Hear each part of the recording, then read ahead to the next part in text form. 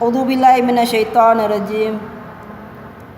Bismillah wa salatu wa salamu ala Rasulillah wa ala alihi wa ashabi ajmain. Amma ba'd. Sa aking mga kapatid na Muslim, Assalamualaikum warahmatullahi wabarakatuh. At sa mga kapatid ko namang Kristiyano, suma sa inyo nawa ang kapayapaan. Naway patnubayan tayo ni Allah subhanahu wa ta'ala sa kanyang landas. Mga kapatid, ang topic natin ngayon ay tungkol sa reliyon. Ang aklat na ito ay para sa iyo. Mga kapatid, andito tayo sa number 1. Ayon sa banal na Quran, sa 32 verse 4, ito ang pagkasabi.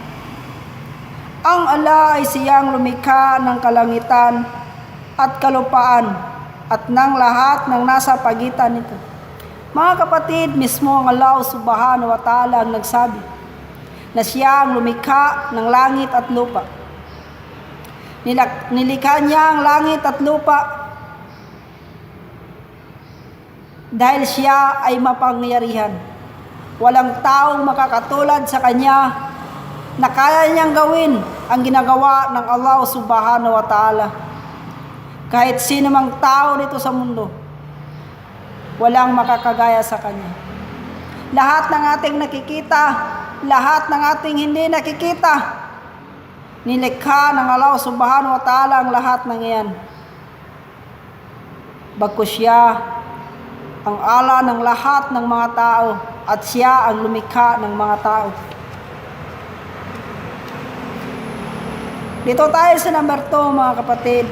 Ayon sa banal na Quran, katotohanan, hindi patatawarin ng Allah ang pagbibigay katambal ng pagsamba sa Kanya, ngunit pinapatawad niya ang lahat ng maliban dito sa kaninumang Kanyang nais. Mga kapatid, sa pananampalatayang Islam,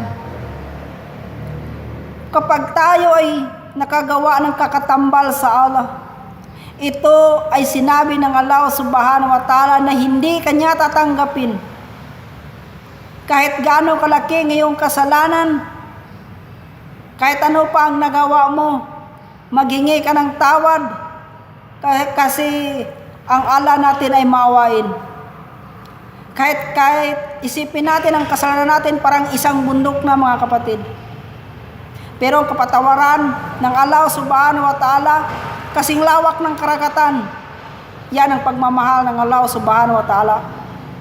Pero pag nagawa tayo ng ibang Diyos maliban sa Kanya at magsamba tayo tulad ng mga bato, ribulto at malaking puno at lalong-lalo na sa araw, yan ang sabi ng Allah subhanahu wa ta'ala na hindi niya tatanggapin. Kaya mga kapatid, mag-iwas tayo sa ganyan.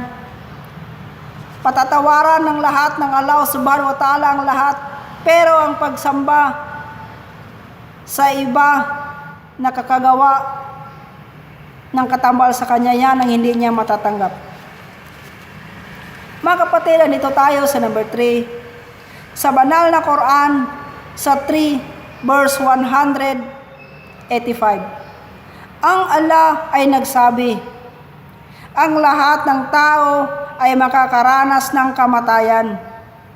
At sa araw ng paghuhukom lamang kayo gagawaran ng sapat na kabayaran.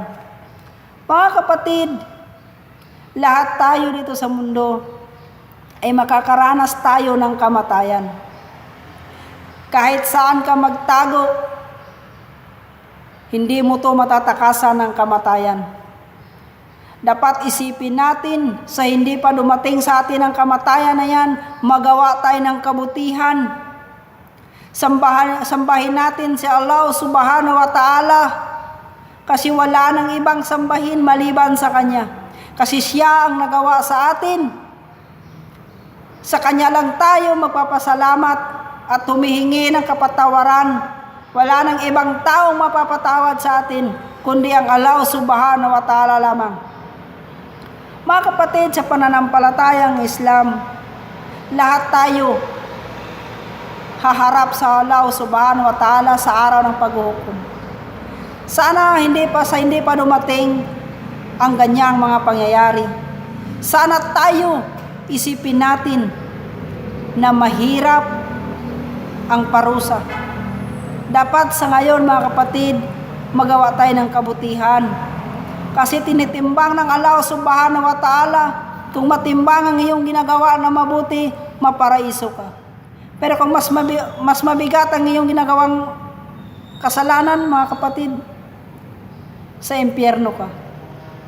Kaya wag natin sayangin ang buhay natin, kasi maiksi lang ang buhay natin dito sa mundo. Wag nating sayangin mga kapatid sa mga walang, lalo na sa makamundong bagay. Kaya mga kapatid, isipin natin kung ano ang kahirapan natin. At ito naman tayo sa banal na Quran sa 51 verse 56. Ang Allah ay nagsabi, nilikha ko lamang ang jin at tao upang sambahin ako. Allahu Akbar.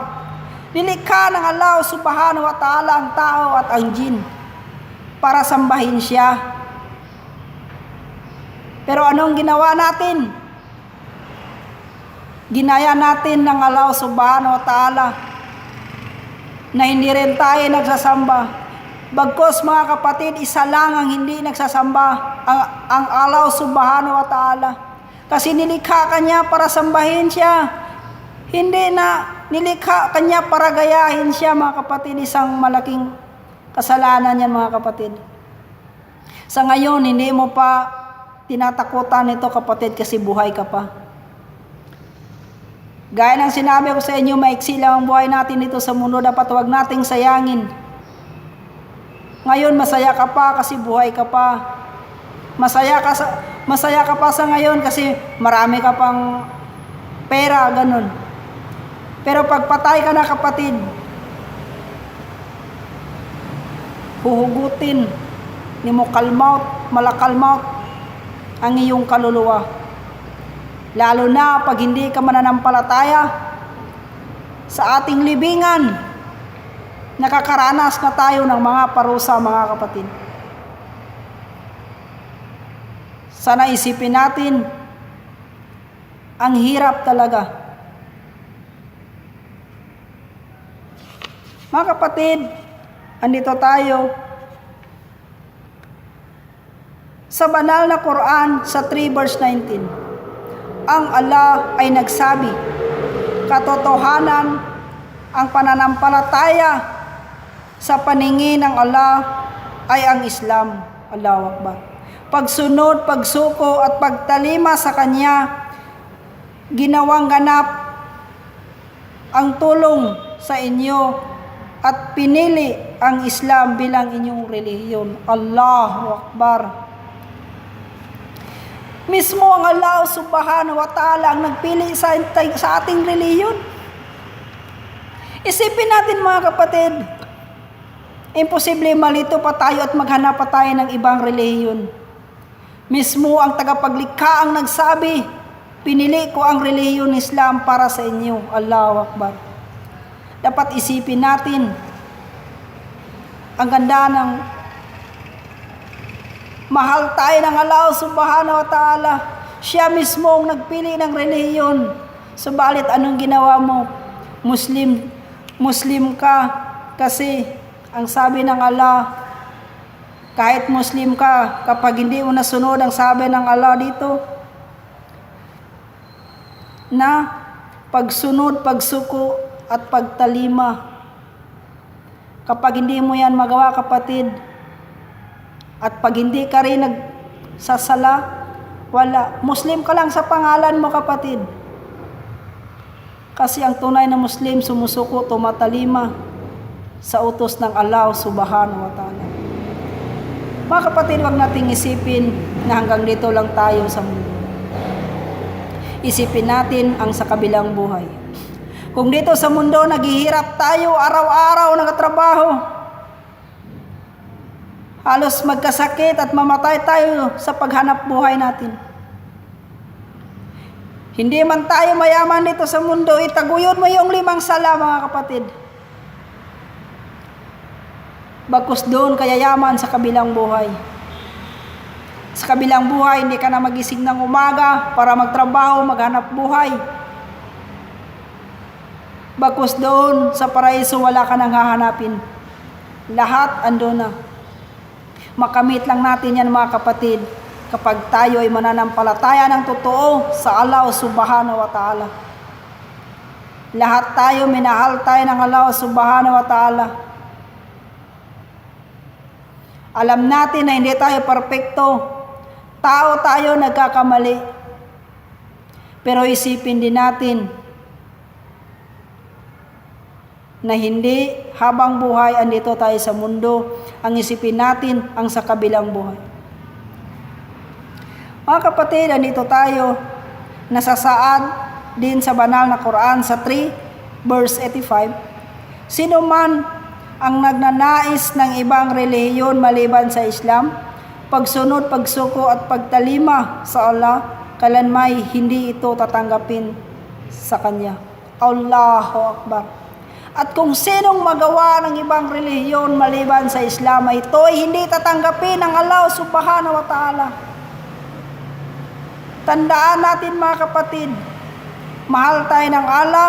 Ang sabi ng Allah, binaba ko ang relihiyon, ang katanggap-tanggap ang Islam. Sana isipin natin, mga kapatid, kapag tayo pa ay gumawa ng ibang relihiyon maliban sa Islam, ano na lang, mga kapatid, wala na. Kasi ang impyerno, mga kapatid, ang ipanggatong hindi kahoy, bagkus ang ipanggatong doon mga tao at mga bato. Kaya isipin natin, mga kapatid,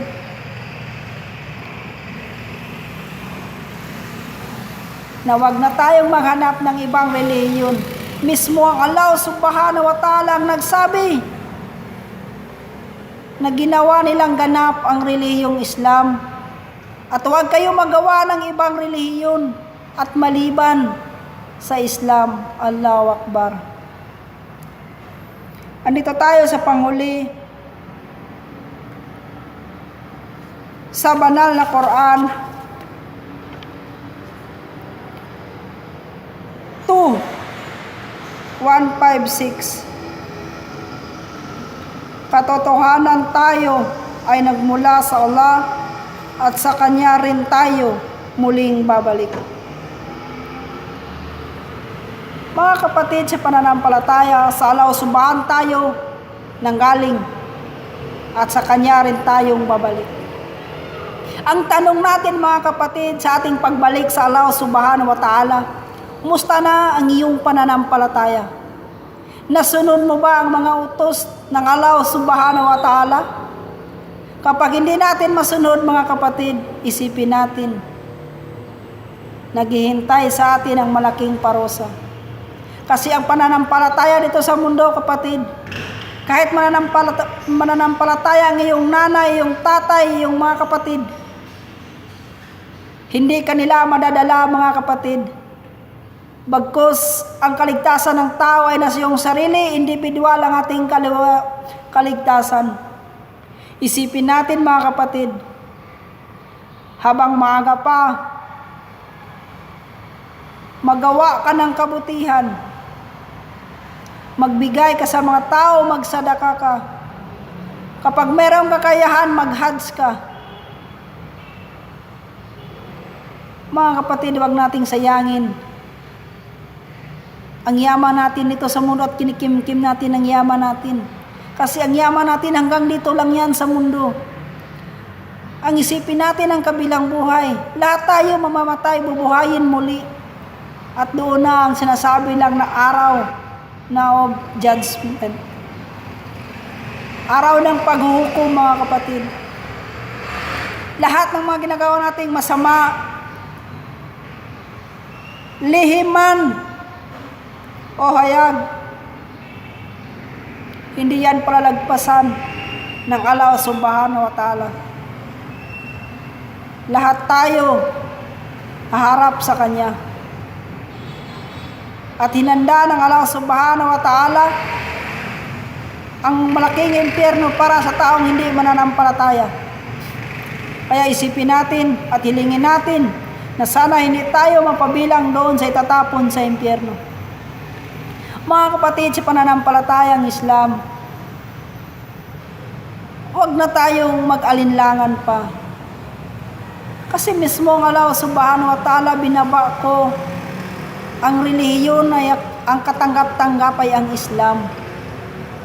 At kung sino pang gumawa ng relihiyon na hindi Islam, ay hindi tatanggapin ng Allah subhanahu wa ta'ala.